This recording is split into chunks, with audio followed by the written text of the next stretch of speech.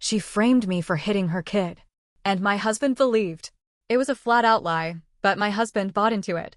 He looked at me and said, "You've always had a temper."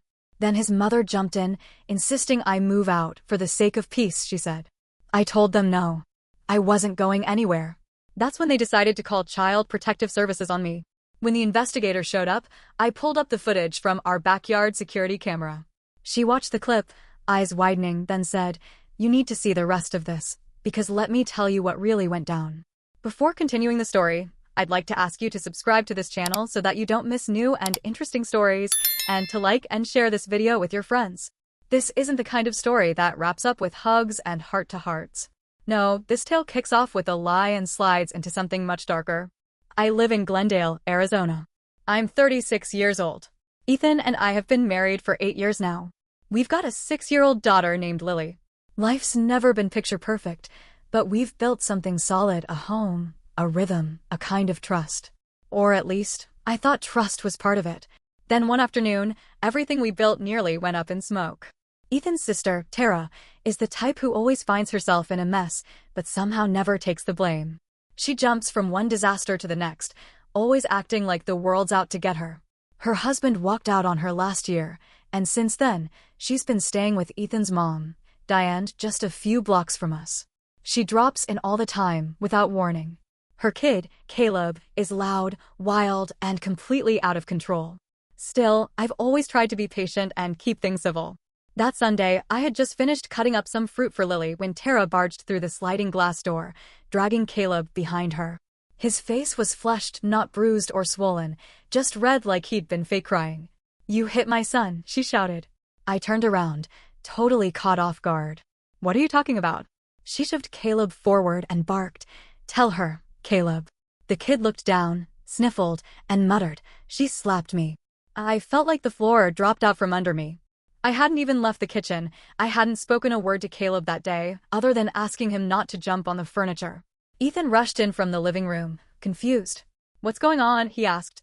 Tara repeated the accusation, and Ethan looked right at me and said, "You've always had a temper. Did you snap?" Something broke inside me when he said that.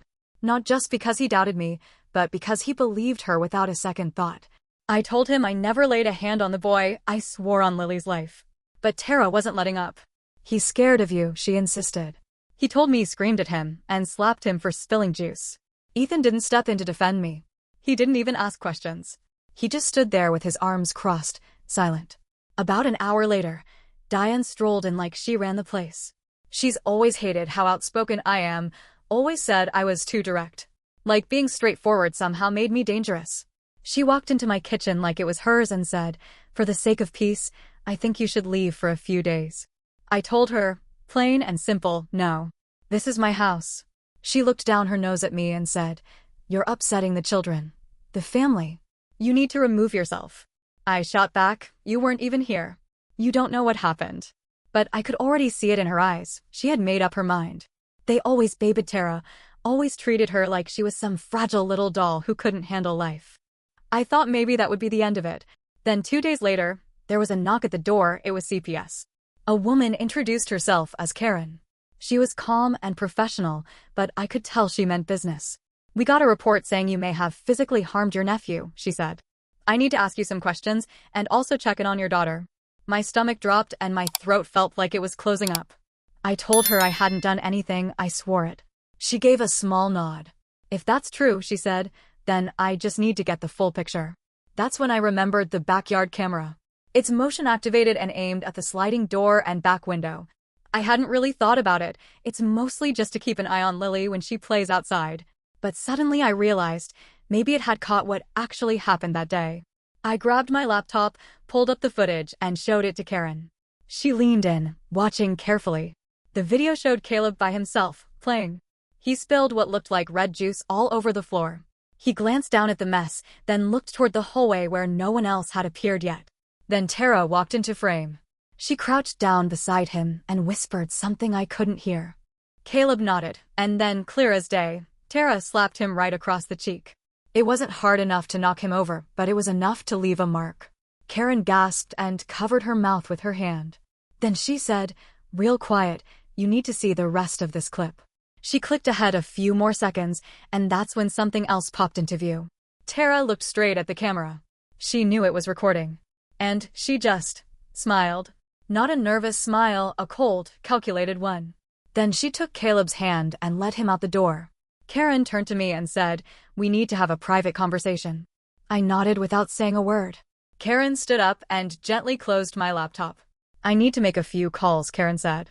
"Right now." Then she stepped outside, leaving me standing there, hands trembling.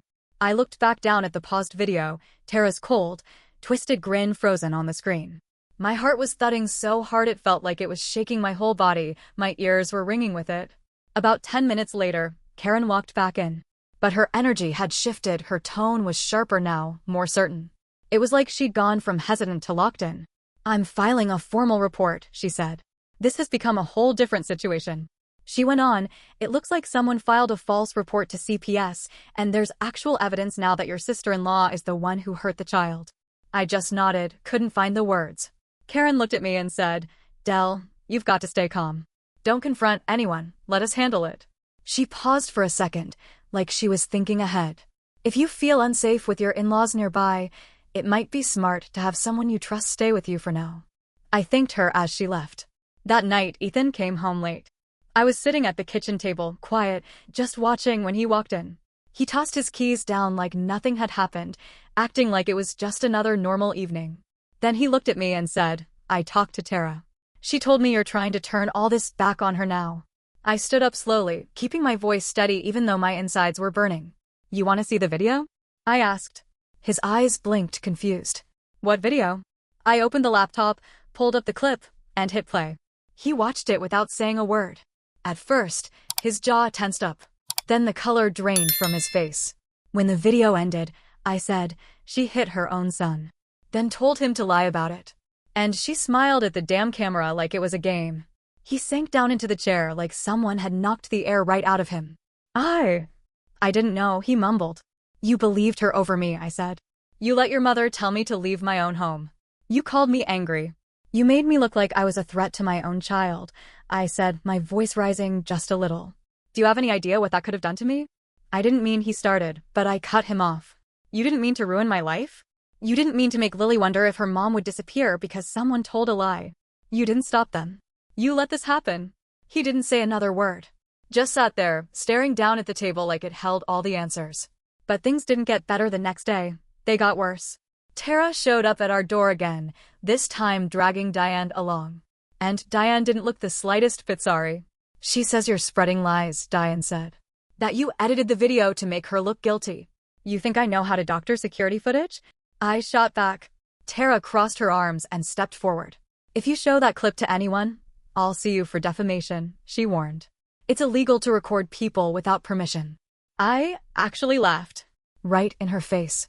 "It's my house. My camera. Totally legal. And CPS already has it." That shut her up, at least for a beat. Diane tried to take control again. "We're family.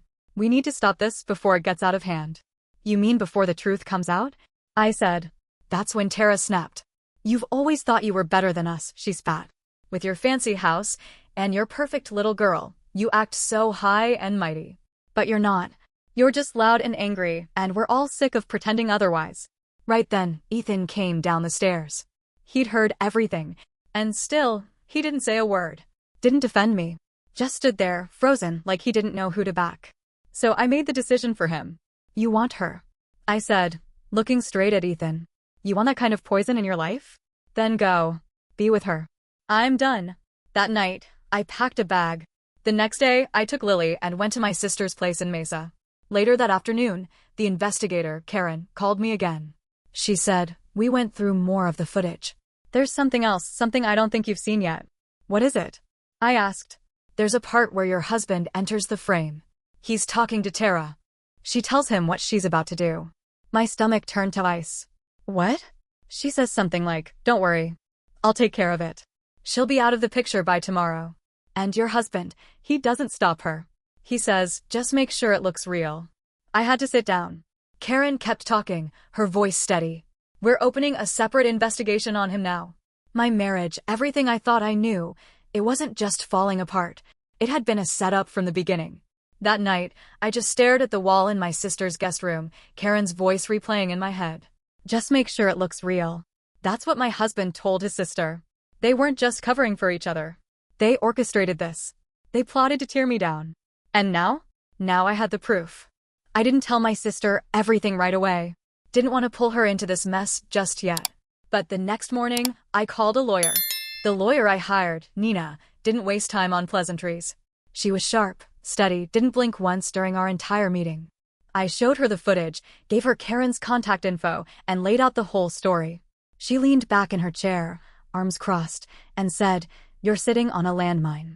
They tried to set you up. You could have lost custody, your job, everything. This isn't just messy family drama," she added. "This is legal warfare." That same afternoon, CPS reached out again. They brought Caleb in for a second interview, this time with a child psychologist present. And under that pressure, he finally broke. He told the truth. Said his mom hit him and told him to lie about it.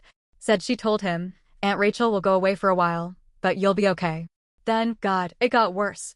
He even mentioned Ethan. Said, "Uncle Ethan said Mommy would help make things quiet again." I couldn't breathe when I heard that. This wasn't just about hurting me. They were trying to erase me like I never existed. By that evening, Karen called to let me know they had started the legal process to remove Tara from Caleb's custody, at least temporarily, while the investigation moved forward. CPS classified it as coercive abuse, a manipulation tactic. And Tara? She had no clue what was coming. But things weren't done unraveling. 2 days later, I got a strange call from Ryan, one of Ethan's coworkers. We barely even knew each other. He said, "I probably shouldn't be telling you this, but I heard something weird. Ethan's been talking about moving out of state. Said it's gonna get messy with you and he needs to be strategic." And just like that, it hit me. He was planning to leave. Maybe even try to take Lily with him. I called Nina immediately. "He's going to run," I said. She filed an emergency custody petition that very night. By morning, I was at the courthouse before he could make a move. We secured a temporary restraining order, plus a court order giving me full physical custody of Lily until the case was resolved. Later that day, Ethan came back to the house, bags in hand, Lily's little backpack slung over his shoulder. But the cops were already waiting on the porch. He stopped in his tracks, stunned.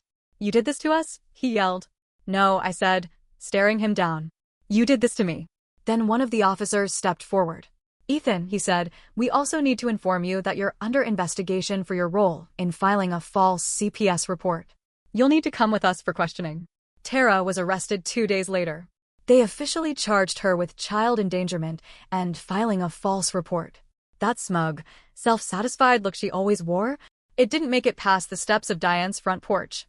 And Diane, well, she made one last move.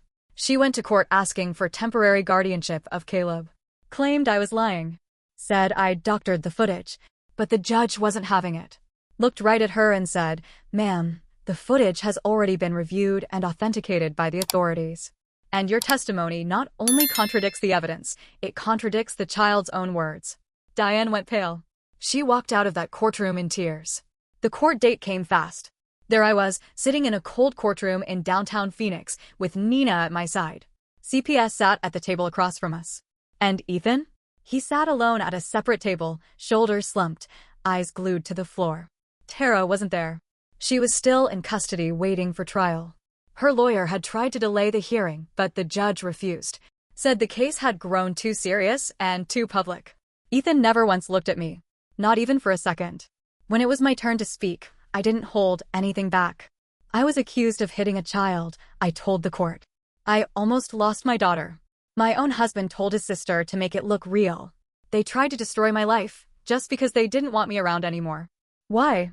Because I stood up to them. Because I refused to play along with their bullying. I was loyal to that family. And they tore me to pieces. The judge listened quietly, then turned to Ethan. "You knowingly conspired to deceive a government agency," she said. "You allowed a false claim of child abuse to proceed, knowing it wasn't true. You endangered your own child's emotional well-being and violated your partner's basic rights." Ethan tried to explain. "I didn't think it would go that far," he started. But she cut him off. "You knew it was a lie. That makes you just as guilty." The final ruling came down hard. Ethan lost all custody rights. He was granted only supervised visits with Lily. Tara was completely denied any contact with Caleb, pending trial. And CPS placed Caleb into foster care for now, stating Diane was unfit due to enabling and denial of the abuse. As for me, I was awarded full custody of Lily. But I didn't stop there. With Nina's help, I filed a civil suit, emotional distress, defamation, damages. They came after my life. And I wasn't going to let them walk away from it clean. The CPS footage, the court testimony, it all added up. The evidence piled high, and Tara finally pled guilty just to avoid the trial. She's looking at time now. Probably 2 to 3 years, at the very least. And she's losing custody too. That part's final. Ethan tried to keep his part in the civil case quiet. Tried to settle under the table. But I wasn't having it. I wanted it in court.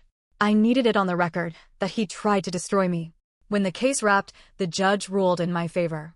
The settlement was substantial. Enough for a fresh start. Enough to move, to rebuild. Enough to make sure Lily would never again get caught up in their mess. I sold the house, packed our things, and took Lily north, to Flagstaff. It's quiet there. Peaceful. Just what we needed. She's doing better now. Sleeping through the night again. Laughing like a little kid should. It's like I've got my girl back. Me? I still wake up some nights with my heart racing. Haunted by that moment, Karen looking at me and saying, "You need to see the rest of this clip." That moment saved my life. But I'll never forget who almost took it from me. Ethan texted me once after everything. Just one message. "I made a mistake," he said. I didn't write back. I don't need revenge anymore. I already won.